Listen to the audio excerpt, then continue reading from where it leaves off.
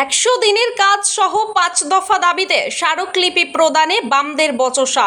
সারা রাজ্য জুড়ে কৃষক সভা ও ক্ষেতমজুর ইউনিয়নের পক্ষ থেকে বলগনা গ্রাম পঞ্চায়েতে স্মারকলিপি প্রদান করা হয়।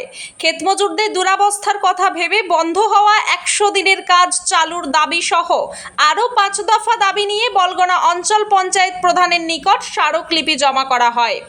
কমরেড নজরুল হক বলেন, 23টি রাজ্যের মধ্যে বাকি 22টি রাজ্যে 100 দিনের কাজ হলেও পশ্চিম বাংলায় হচ্ছে না।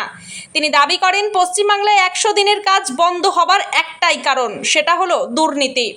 কেন্দ্র সরকার বলছে রাজ্য সরকার চুরি করে হিসেব দিচ্ছে না, অপরদিকে রাজ্য সরকার বলছে আমাদের টাকা দিচ্ছে না কেন্দ্র সরকার। দুই সরকারের বিতর্কের মাঝে বঞ্চিত হচ্ছে খেটে খাওয়া সাধারণ গরিব মানুষজন। কমরেড নজরুল হক জানান, 100 দিনের কাজ সহ আরও 5 দফা দাবি নিয়ে প্রধানের নিকট স্মারকলিপি প্রদান করতে গেলে প্রথমে তিনি হাত তুলে দেন। প্রধান বলেন, আমাদের কিছুই করার নেই, এই বিষয়গুলো আমাদের হাতে থাকে না। বাম নেতা নজরুল হক বলেন, আমরা ডেপুটেশন প্রদানে সফল, কার্যত তারা ভয় পেয়ে গেছে। তিনি বলেন, স্মারকলিপি প্রদানের আগে গ্রামে গ্রামে প্রচারের সময় শাসক দল ভুল বুঝিয়ে সাধারণ মানুষকে বিভ্রান্ত করে দেয়। এছাড়াও শাসক দলের লোকজন গাড়ি আটকে বাম কমরেডদের বাধা দেয়, কিন্তু সেই কাজেও তারা সফল হয়নি। বাম কমরেড নজরুল হক দাবি করেন, এক পঞ্চায়েত সদস্যার স্বামী অধিকার বর্জিতভাবে পঞ্চায়েতে ঢুকে কথা বলে।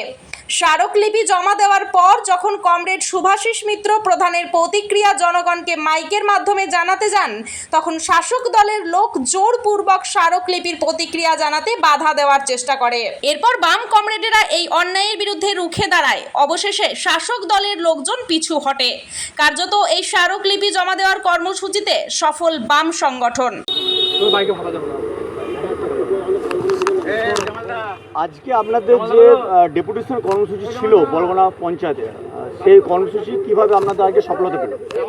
আমাদের ডেপুটেশন কর্মসূচি আমরা সারা রাজ্য জুড়ে ক্ষেতমজুর ইউনিয়ন এবং কৃষক সভার পক্ষ থেকে ক্ষেতমজুরদের যে দুরবস্থা, 100 দিনের কাজ বন্ধ হয়ে গেছে 23টা রাজ্যের মধ্যে, একমাত্র পশ্চিমবঙ্গ ছাড়া বাকি 22টি রাজ্যে কাজ হচ্ছে, একমাত্র পশ্চিমবঙ্গে কাজ বন্ধ।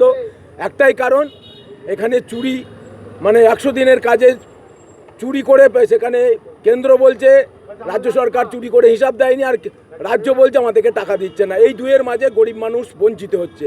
এই তারই দাবিতে আমরা 100 দিনের কাজ সহ আরও 5 দফা দাবি নিয়ে বলগনা পঞ্চায়েতের প্রধানের নিকট আমরা ডেপুটেশন দিতে গেছিলাম, এবং ডেপুটেশনে আমরা তাদের কাছে যে দাবিগুলো পেশ করেছি, কার্যত তারা হাত তুলে দিয়েছে। কোনো কাজেই তারা বলেছে আমাদের কিছু করার নেই, এই কাজগুলো যেহেতু আমাদের নয় এই বিষয়গুলো। সেই হিসাবে আমরা ডেপুটেশনে আমরা সফল। গতকাল আমরা এই ডেপুটেশনকে কেন্দ্র করে এরা কার্যত ভয় পেয়ে গেছে। কারণ গতকাল আমাদের যে প্রচার, আমাদের কমরেডরা যে ডেপুটেশনের জন্য প্রচার করতে গেছিল, সেখানেও তারা মানুষকে যাতে বিভ্রান্ত করা যায়, মানুষকে যাতে না আসে, সাধারণ মানুষ এই দাবি, তাদের দাবি দাবা নিয়ে, সেই নিয়ে তারা গাড়ি আটকে কমরেডদেরকে বাধা দেয়া, সে কাজেও তারা যখন সফল হলো না, আজকে তারা আবার পঞ্চায়েতের পয়সায় তারা সরকারিভাবে গাড়ি প্রচার করে মানুষকে বলেছে বিভ্রান্ত হবেন না, ওদের কথায় বিভ্রান্ত হবেন না। ওরা ভুল বার্তা দিয়েছে মানুষের কাছে। এটা কার্যত তারা অপপ্রচার করেছে আমাদের সংগঠনের বিরুদ্ধে। আবার আজকে আমরা যখন ডেপুটেশন দিয়ে বেরিয়ে আসি, সেই মুহূর্তে এখানকারই এক পঞ্চায়েত সদস্যর, ওর বউ তো নাকি, ওর পঞ্চায়েত এই ডাঙ্গাপাড়া গ্রামে, মিরেপাড়া ডাঙ্গাপাড়া গ্রামের পঞ্চায়েত সদস্যর স্বামী, তার কোনো অধিকার নেই পঞ্চায়েতের ভিতরে ঢুকে কথা বলার, কিন্তু সে তার স্ত্রীর হয়ে কলমে সে গেছে।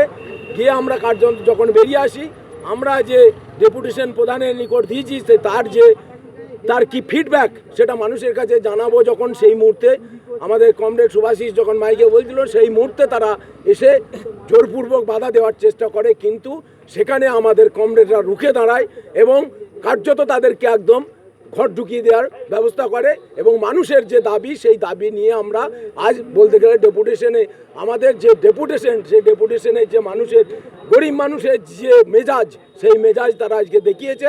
এবং আজ আমরা কার্যত গরিব মানুষের যে দাবি, সেই দাবিকে আমরা প্রতিফলিত করতে পেরেছি এবং আমাদের দাবি তারা প্রধান বলেছে আমরা 4 দিনের মধ্যে আমাদের ডেপুটেশনের ফিডব্যাক আপনাদেরকে জানিয়ে দেবো। আপনার নাম পরিচয়?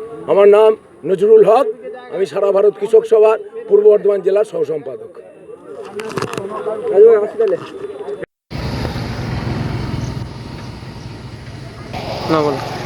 সারা ভারত কৃষক সভা এবং ক্ষেত মজুর ইউনিয়নের পক্ষ থেকে আমাদের বলগোনা পঞ্চায়েতে আমাদের যে ডেপুটেশন কথা ছিল আমরা অলরেডি প্রধানকে জানিয়েছিলাম এবং তার আমরা দরখাস্ত রিসিভ করিয়েছি এবং সেই অনুযায়ী আমাদের সারা ভারত কৃষক সভা এবং ক্ষেত মজুর ইউনিয়নের পক্ষ থেকে আমাদের বলগোনা এলাকায় আমাদের যে টোটো নিয়ে প্রচার চলছিল এবং সেলেন্ডা গ্রামে তৃণমূলের কিছু দুষ্কৃতী মস্তান যারা পঞ্চায়েত নির্বাচনে গাইড জুড়ে ভোট করায় তারা ভয় পেয়েছে, সেই জন্য আমাদের যে ডেপুটেশন সেই ডেপুটেশনে যাতে আমরা মানুষকে না জানাতে পারি সেই জন্য সেই ডেপুটেশন মাইকিং প্রচারে আমাদের বাধা দেয়।